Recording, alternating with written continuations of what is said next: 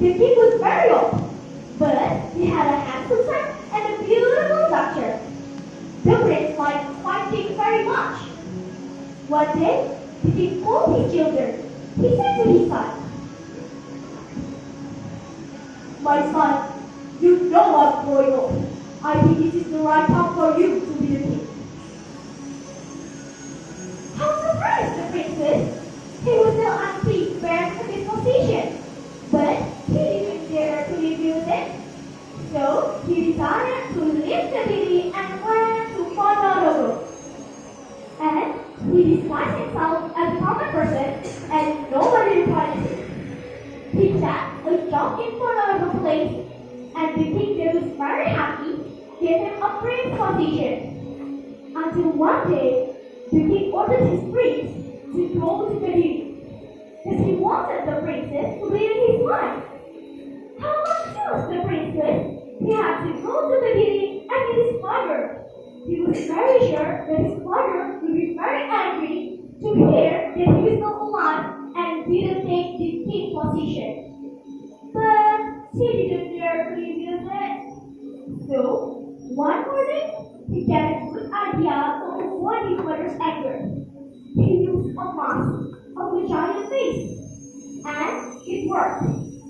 But the king of the city was very angry to hear that his daughter had been proposed by the king of Honolulu. But actually, he never met the king of Honolulu. But after seeing the prince had a giant face, he thought that the king is also a giant. "No, I refuse your king's proposal. How can I let my daughter to be a wife of a giant?" said the king of the city angrily.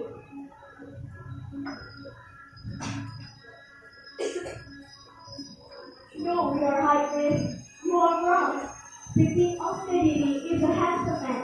He is not a giant," said the prince.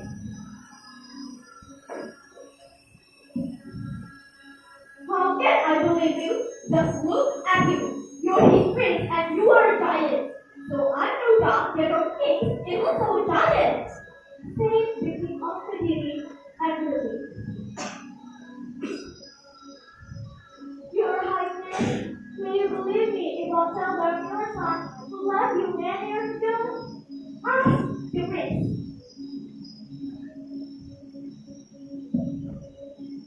"No, I don't believe you. Let me tell you something. I have mortgaged my son, and I don't have a more son who let his family and his beauty to me.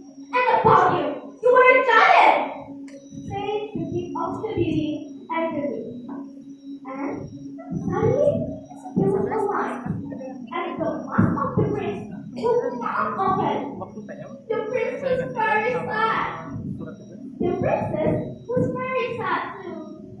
So she sat to her father's room and asked, "My poor mother, I believe in you. You are my brother who left us 10 years ago," said the princess. "I'm really sorry about that, my dear sister," said the prince.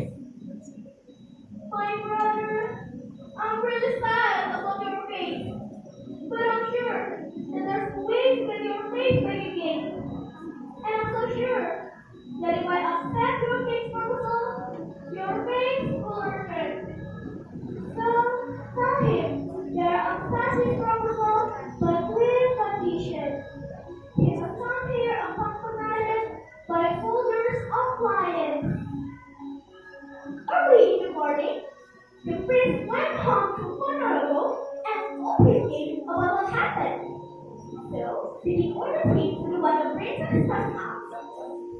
And he entered the forest, and he found many lions. But meanwhile, in the forest, Singapore, the king of lions, was very angry to know what happened to his soldiers. So he called his friends, the king of Bangkok, to talk about it.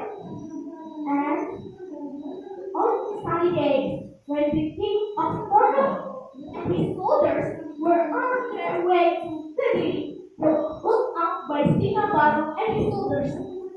And And suddenly, there was a big fight. But finally, the prince killed King Bottle. His head was separated from his body. And finally, the princess was willing to be divine, and they lived happily in Ponorogo Place. But for many years, they didn't have any children. The princess was very sad. So she went home to Kadiri for a moment. And the king was very sad. So the prince who knew it tried to entertain him. He created a dance which reminded them of the wedding king of Ponorogo that he liked. And the king of Ponorogo was very happy. Do you guys know what's the dance name? So nowadays, this dance is well known as Leon Ponorogo, and a lot of people like it very much. So, from this story, you know that if we have any duty, we must do it